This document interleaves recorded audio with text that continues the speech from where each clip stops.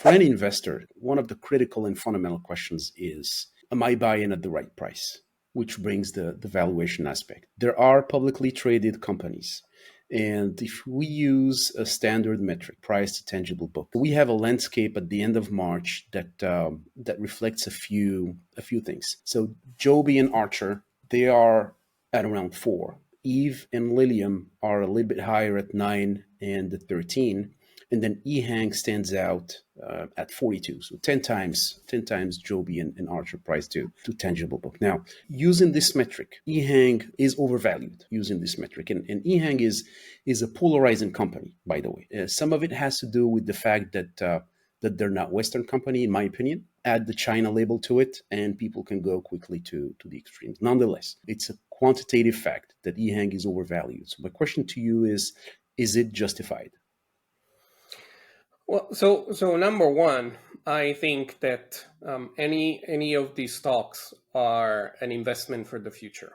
So it's you're talking about pre-revenue companies, and even if they have revenue, it's insignificant to the amount of spend that they have. But at the same time, I would ask, what is the difference with a lot of the AI companies that are out there? What was the difference with a lot of the clicks and eyeballs that we had in the past? Nothing different. The difference here is that hardware is hard and it takes a lot more money than software. And it's a lot more complicated. So anyone that's looking at any of the stocks and think that, I'm going to make money in the short term, that is not the case. These are long-term investment with all of the caveats of investing in a startup. Now, when it comes to ehang in particular, again, it's the oldest of all the stocks that are out there.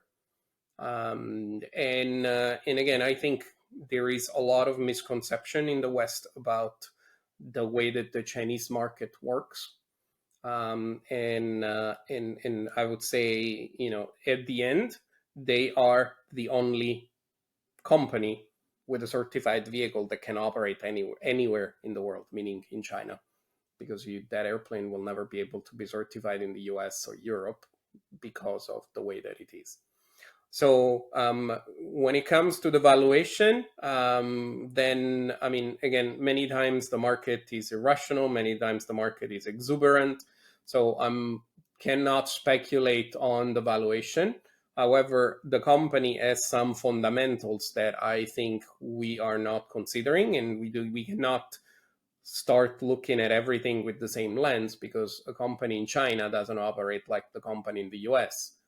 So remaining on the price tangible book. So I mentioned Archer and Joby. So they were close at 4 each. They diverge on their path to certification. So as you know, Archer is using legacy aerospace suppliers. Joby is vertically integrated, and they're taking on a substantial risk, in my opinion, by wanting to certify critical systems themselves. Very simple question to you, Sergio. Which will be first to type certificate? Well, unfortunately, my crystal ball stopped working before our call. But the way that I would say it is this: it is without a doubt a fact that vertical integration carries more risk than working with suppliers, because the suppliers take some of their risk on.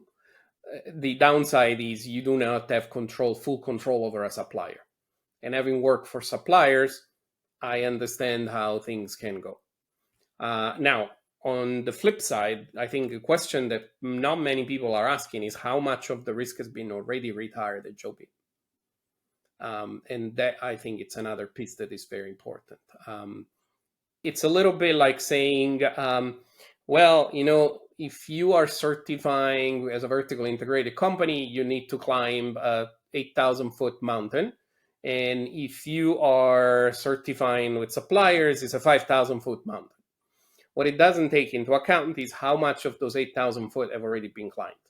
And Joby has already retired significant amount of risk by talking to the regulator, by interacting with the regulator, that basically in many cases makes this point of vertical integration moot.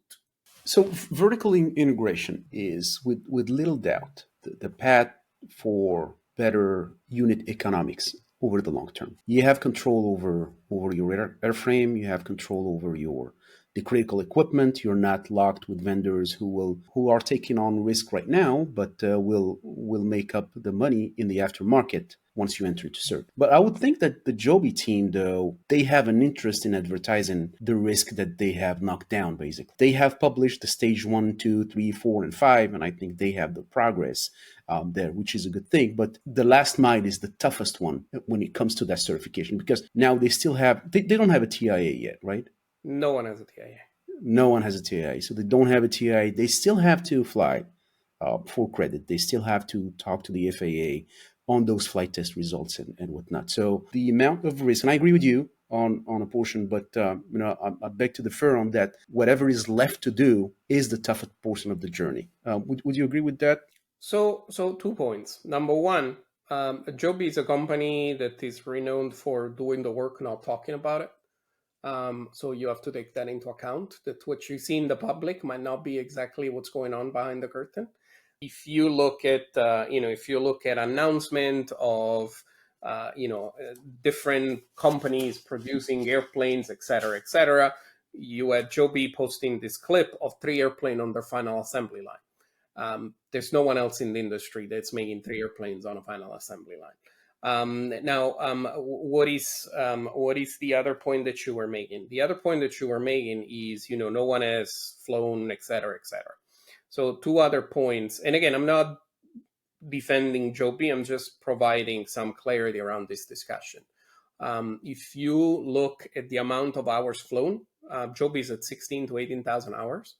And that is more than anyone else in the industry, maybe with the exception of Volocopter. And there is no substitute for flying. And when you fly, you start retiring a lot of the risk involved with your platforms, involved with transition, et cetera, et cetera. They transitioned in 2018. So they understand the aerodynamic, and the airplane that's flying today, it's not that much different from that one. So again, is the other part is they have been engaged with the FAA. The FAA has been involved in a lot of the tests, et cetera, et cetera. So do not expect that this is a little bit like, the school exam where the teacher doesn't see you, and the first time they see you, they ask you all the questions. A lot of those questions have already been asked. A lot of those questions have already been answered. It's just that there has been no official answer that can be recorded. So once again, vertical integration definitely carries some risk. We've been on the record for saying that Joby maybe went a little bit too far on the one side of the equation, but at the same time, a lot of good progress has been made. The other similarity between Archer and Joby is that their stock price continued to be in decline since August of last year. So that's it's probably a sad similarity. But anyways, just that buying any of the stocks right now would be trying to catch a falling knife. Like speaking for myself without giving advice to anybody here. Let's talk a little bit about Linium. So these guys have had a lot of churn in the C-suite. They changed CTO in early March. And a month after releasing the full year 2023 results, their CFO has been replaced. Any idea what's going on inside Linium? So I mean, I don't know if I call it churn. I mean, I would say, there has been some changes at the executive level.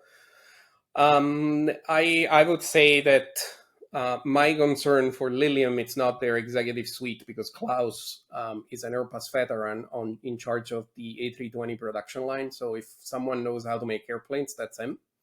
And if someone knows how to make airplanes in volume, that's him. But I would say that the concern there is their cash reserves, and the timing of this cash reserve versus this pre-delivery payment versus how much money they still need, versus the fact that they've never flown a full-scale aircraft.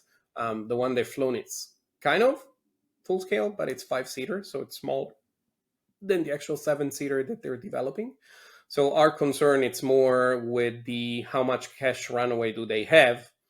And again, this is the other thing, is in the history of great ideas, not always the greatest ideas wins.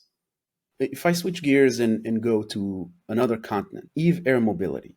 And I really need your help here to understand something. So they went public almost 2 years ago. Embraer still owns 88% of the company. Their market cap lost $1 billion last time I checked, from the time of the IPO. Why did Embraer list the company in the first place? Well, I mean, to tell you the truth, I mean, looking at the market cap, all of these other measures for these companies when there's no product, I just don't know. This is more of a, do you believe the market, you buy into this company? Do you believe the company, you buy into this company? If you're buying into these companies to look return on investment in the short term, probably you should go somewhere else. What I would say is, I mean, the Embraer, I think the interest there was to find other shareholders other than them. And that's why the company went public. And again, there was the opportunity with that road to find additional funding that was in there. Now, the fact that I jokingly sometimes call Eve a division of Embraer, as opposed to, it's independent company. And the other part we have to understand is this MSA, this master service agreement they have with Embraer. It means that the majority of the engineers that work at Eve are actually Embraer engineers. But on the flip side, you also have to imagine that right now there is no new development projects at Embraer in a state of advancement that is great. And the reason is that, if you remember, there was a 96 turboprop that they were looking at. However, they have understood that there is a lot of moving pieces in the propulsion world and the energy world between now and the end of the decade. So it is very tough in that part of the market to launch something that could be rendered obsolete not even 10 years later. And so at the same time, you can also imagine that for this decade, we can say that Eve is Embraer's play for a new airplane. And so I think that is a very important piece of the pie. And last but not least, they know how to certify airplanes. They know what engineering means. And they also know one thing that no one else has been talking about a lot, and the fact that they have a worldwide service network that can service AOGs anywhere in the world that already exist. And that is not cheap to put in place. I agree with you, yeah. Tell me more about Eve's Embraer's play for the next aircraft. What would they leverage? Electric propulsion, autonomy? What would they learn from a company like a startup like Eve? Well, I mean, the startup mentality allows you to experiment with things that you wouldn't do in the larger company. And what would they learn about this? You're correct. I mean, the whole idea of electrification is something that can then be ported through hybrid, through hydrogen to larger airplanes. And if you remember, they have this project called Energia that is going forward, where basically they're looking at smaller regional airplanes in the 19 to 30 seats that are either powered through a hybrid power plant or they're powered by hydrogen. And again, hybrid, hydrogen, there's always electric in the middle, because at the end, you're not powering directly anything. You are just using that as generators. And so the whole electric experience that they're gathering in on the Eve airplane, I think it's something that can be reused at corporate level.